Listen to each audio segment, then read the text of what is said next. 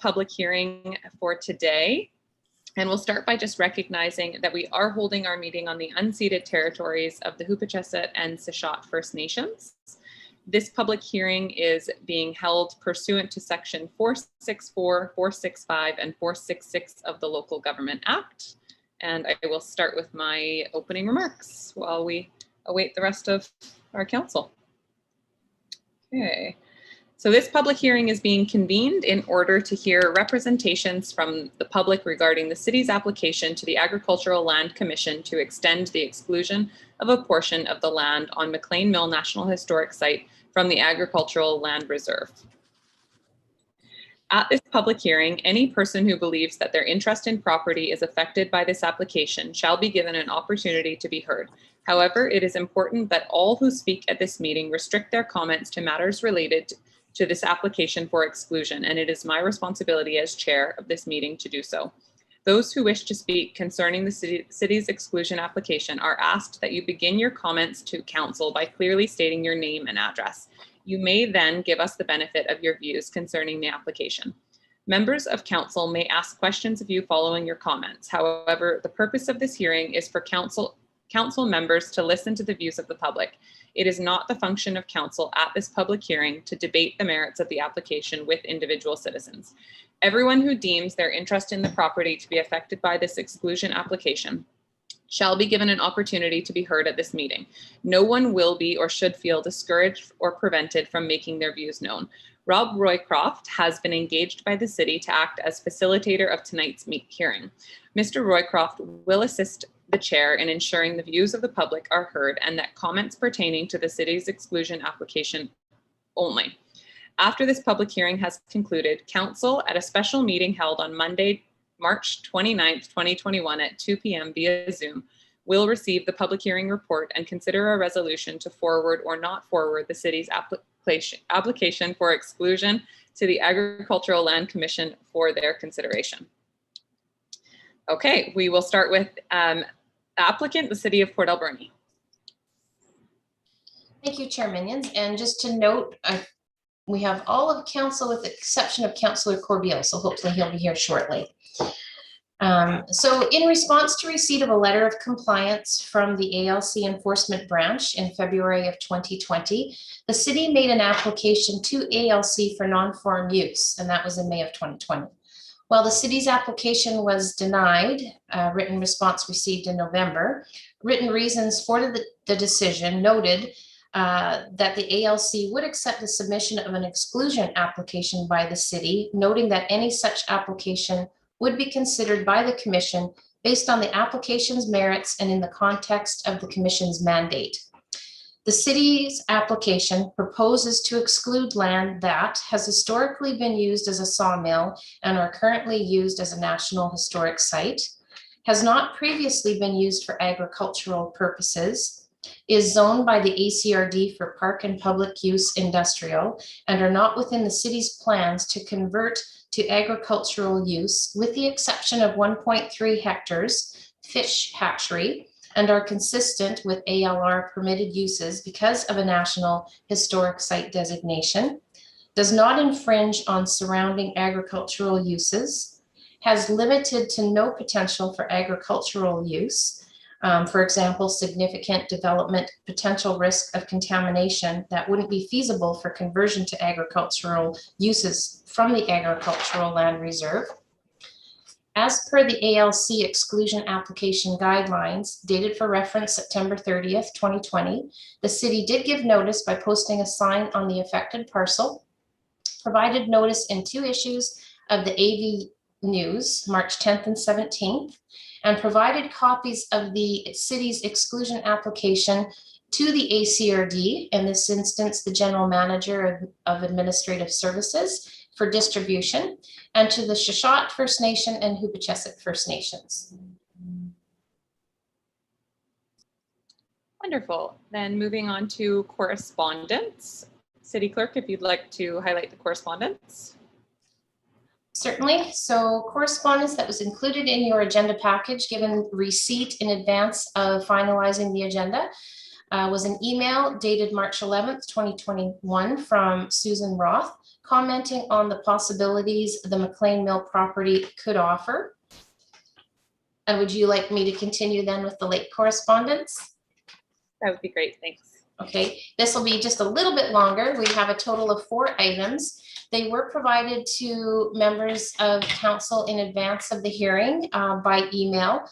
So one being from Scott Kenny, and in his submission, he is commenting, if he's reading it correctly, excluding the 1.3 hectare section of the site from the city ALR request would allow the AVEA hatchery facility and operations to continue as they have done for the last 2 decades.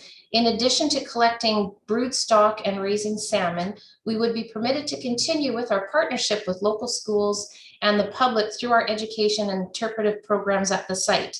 Will the hatchery operations need to be included in revised permitted ALR uses, as it was not included in the 1992 subdivision request? He is also curious as to how the boundary for the hatchery excluded area was created. He's indicating the proposal does not include their fish fence and pedestrian bridge area and the forest trail section to the east leading to the barn. It also does not include the area downstream of the pond and fish ladder, which is an area we have previously used for our Gently Down the Stream school program. And lastly, he would suggest that the undeveloped forest area along the east side of the property between the visitor center and the northeast corner of the property also remain in the ALR, expressing concern that this area would be developed in future for additional camping or an event area. The second submission is from John Adams. In his statement, John resides on Batty Road. His occupation is beef cattle farming on 130 acres and approximately 900 feet from Mclean's mill. He purchased the land 30 years ago. During the time, the ACRD and the ALC have been very kind to the city. A large farm in the ALR was subdivided into 3 parcels from the original 2 parcels. The ALC granted permission for the city to operate a national historical site on ALR land. The ACRD allowed zoning changes to better describe the land use. These adjustments are still in place and the city can operate as a national historic site. During the past 30 years, the city and others have invested close to $30 million on this venture. Now that the train and the mill are not running and will never operate again, the city wishes to exclude from the ALR. Without the ALR regulations being applied, the city can do as it pleases. This could impact the very concept of the ALR, which is to promote large areas of land for farming. There are many of us in the ALR that don't wish to farm, but must adhere to rules, so in the future, there is farmland. To allow Mclean Mill to be excluded would create a free zone in the middle of a large ALR zone with devastating results. Remember, Mayor R.B. Mclean asked to have this property put in the ALR. In conclusion, considering farming is done in greenhouses, barns, and even pots, would it be cheaper to farm in this manner rather than remediate soils to farm and/or park standards? Before you forward application, please consider this property is too polluted to farm, but it is clean enough for our children to camp on. We have a submission, a secondary submission from Susan Roth. In it, she's expanding on statements based on our application where we comment on operation of a steam-powered sawmill. She indicates this is a misleading statement. The lumber mill has not been in operation since 2016 due to the high costs associated with making steam, and it is highly unlikely that the mill will ever run again as a steam-powered sawmill. Comment on Part 4 camping. Why would the city apply to remove the property from the ALR using an argument that the soil is too contaminated for agriculture, yet it's okay for children to sleep in tents on the same soil? That doesn't make sense. Works necessary for preservation of heritage under the direction or consistent with the guidance of Parks Canada. Susan asks, why does the city continue to include Parks Canada in their plans? Is it because it gives the illusion that Mclean Mill is one of Parks Canada's national parks? Mclean Mill National Historic Site is not a national park. Please correct me if I am wrong, but I know I am not wrong. The City of Port Alberni decides the works that are necessary for preservation of heritage. Parks Canada does not have any jurisdiction. To supplement that statement, Susan included with that second submission communications that were exchanged with the Parks Canada branch speaking to that issue, including an exchange that Mr. Roland Smith had with the Parks Canada. And a written submission from Roland Smith. And in it, he states, following are some comments I have regarding the city's application to the BC Agricultural Land Commission to have city-owned land within the ALR reserve excluded from the ALR. The city has communicated its desire to have the Mclean Mill land excluded from ALR, in part because it is believed by the city that the land has limited to no potential for agricultural use. And therefore should be excluded. This notion, however, is really one applicable to soil-bound agricultural methods. There is no mention of the possibility of conducting non-soil-bound agricultural operations on the land, such as feedlots, buildings for poultry operations, or greenhouses for vegetable or fruit production.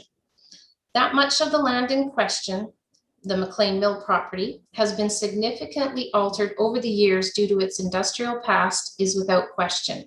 But this doesn't mean that alternative methods of producing food on this land do not exist. Technological advances continue to provide more improved and efficient equipment for food production, further allowing for greater quantities and varieties of food produced at the local level at an affordable price point and with the benefit of reduced transportation costs for the disruption of locally produced food. One organization in segment of the economy that is developing and growing this technology is Cubic Farm Systems, with headquarters in Langley, BC. Mr. Smith goes on to provide a few links to further speak to the Cubic Farm Systems. Then to continue on in his statements, infrastructure such as that of Cubic Farm Systems could easily be situated over top of the remediated oil spill area at Mclean Mill, where crushed rock was used to fill the excavated pit of contaminated soil. This coarse rock and a top layer of base material, once compacted, would form a foundation for a setup similar to that shown in the photo in one of the links provided. And there are other areas within the 12.8 hectare Mclean Mill property which could be similarly prepared for this kind of non-soil bound agricultural production. One of the standing committees created by the previous council administration was the Food Security and Climate Disruption Committee, which was appointed by council for the purpose of making recommendations to council with respect to urban food security and climate change affecting the community. Now council wants land the city owns and which was set aside in the ALR for food production to be removed from the protections of the ALR. That land could assist local food security currently and in the future. The previous council administration also created the Mclean Mill Society, whose mandate was to operate Mclean Mill. The MMS, who operated the Steam Pot Cafe, which was located on the land that is the subject of the city's exclusion application, regularly extolled their objective to source food for their cafe by applying the 100-mile diet mantra. 3 members of the previous council administration who serve on the current council have knowledge of the previous. Forward thinkers of the 1970s can be thanked for acting to protect certain lands in British Columbia from non-farm development. Some of that land is the Mclean Mill property and is owned by the city of Port Alberni.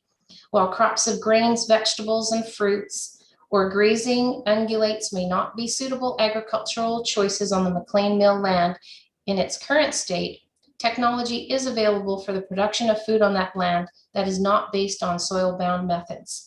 Land and space will be required to situate the assets necessary in order to provide non-soil-bound local food production using methods such as those developed by the Cubic Farm Systems. And the fish hatchery on the Mclean Mill land is also a non-soil bound production facility that contributes to the aquatic ecosystem and by extension, the food supply. Forward thinkers of today would be wise to not give land and space away that is already designated for food production on the basis that the soil is not suitable, without first considering the impacts that current and future technology has and will have on local food production capabilities. If it is believed that over the next 50 years that our valley's population will grow, then so will the demand for food. The ability with advancements in technology to grow more food locally would mean that fresher, more nutritious products would be available to local residents with less transportation costs and environmental impacts to get those items to local store shelves. But there needs to be designated spaces available for the build out of emerging alternative food growing infrastructure, and the city of Port Alberni already owns some of that designated space.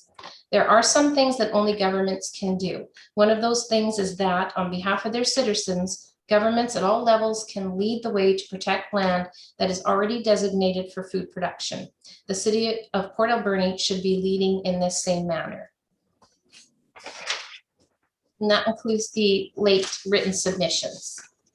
Thank you very much. We will now go to input from the public regarding the exclusion application, and I will go to Rob Roycroft, who will assist us in facilitating this session.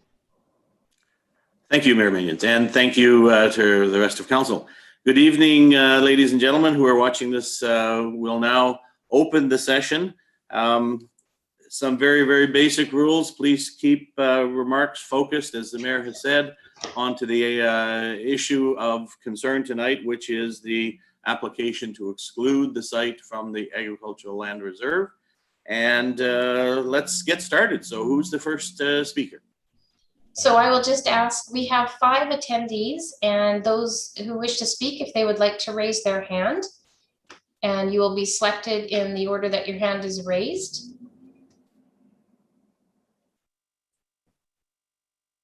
And so far, I am not seeing any hands being raised.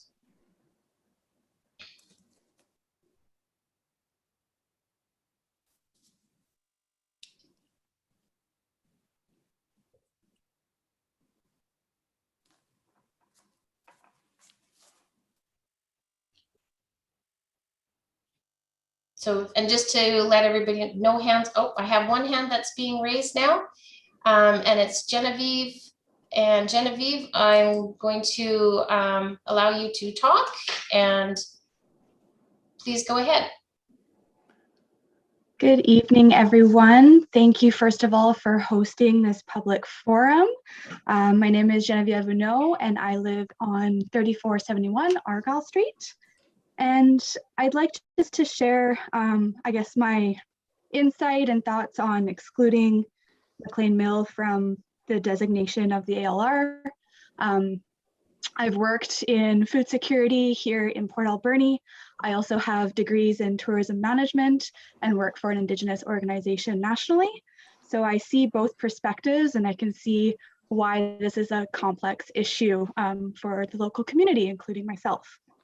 I guess, first of all, I'd like to commend the council and the city for bringing this up. I think that this is not a light decision to make. And I also want to thank those who wrote submissions. A lot of the points are very valid. And while agriculture is so important in this community, we face a lot of food deserts here in our urban center. There are numerous plots of land that are designated as ALR. And I see the National Historic Site Mclean Mill as a site for opportunity, both from a farming perspective, but as a tourism perspective. And I think that there's a way excluding it from the ALR to see Mclean Mill become something that is multidimensional. I see with it being excluded as a site, as a social site for our community, but as a tourism site for our community. I think if it's developed responsibly and sustainably, that we can see Mclean Mill be more than just it's a cultural and historic site. So that's a little bit of my perspective. I'd like to see it excluded, but not lightly. I think that it would be also great for the council to consider Mclean Mill, whether they've already or not, developing a strategic plan that includes ways of including, for example, Seychat and Hupetcheset and how they can be involved in perhaps cultural development there, or perhaps there's ways to expand from a local gardening community perspective, or the greenhouses that were mentioned in the written letters. I think there's lots of possibility, but that can't happen. Events can't happen, growth can't happen if it's still considered on ALR. So thank you so much, and I'll leave it there. Thank you. Thank you very much, Genevieve. Okay. Next up. Yeah, so at this point, I am not seeing any hands being raised to speak. So we'll just give people a couple of minutes.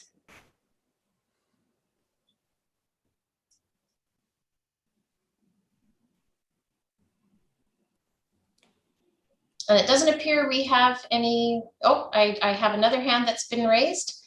Anna Lewis. Please go ahead, Anna. All right, I'm unmuted now. Hello, my name is Anna Lewis. I grew up on a dairy farm on the outskirts of Port Alberni, and often have spent a lot of time at Mclean's Mill over the years. I do support trying to remove the small parcel of land in terms of where the mill and the actual outbuildings are from the ALR. I work for the regional district as an agricultural support worker, so I'm very well of the amount of land that is in our valley that is currently not in production, and very well could be. I don't think that that specific piece of land at the Mclean Mill site has a lot of agricultural value for several reasons, the latest of which being the contamination that occurred there. And so, yeah, I was asked if I would just attend briefly. I'm also, there's a lot of underutilized farmland in this valley, and a lot more arable land than that site at Mclean's Mill. So that's just my little piece and my thoughts, and best of luck trying to get it removed from the ALC. Thank you very much, Anna. No hands are being raised at this moment.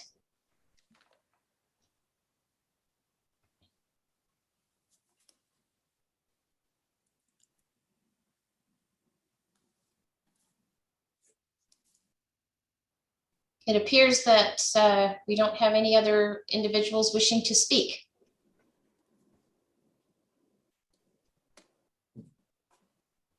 Okay, then we will move on to closing remarks. So as noted in my opening statement, Council has scheduled a special meeting of Council on Monday, March 29th, 2021 at 2 p.m. via Zoom for the purpose of receiving the public hearing report and to consider providing a resolution to forward or not forward the city's application for exclusion to the Agricultural Land Commission for their consideration.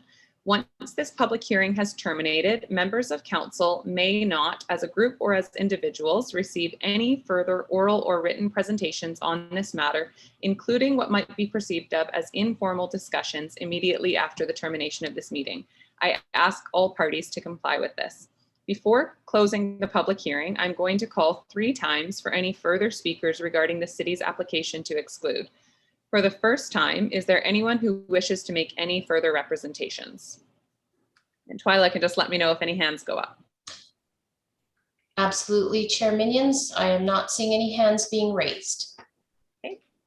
For the second time, is there anyone who wishes to make any further representations? And again, no hands are being raised. And for the third and final time, is there anyone who wishes to make any further representations? And no hands have been raised. Okay. There being no further speakers, I declare this public hearing closed. Thank you very much, everyone, for attending. Would somebody like to move adjournment, termination? So moved. Moved by Councillor Poon, seconded by Councillor Paulson. All in favor?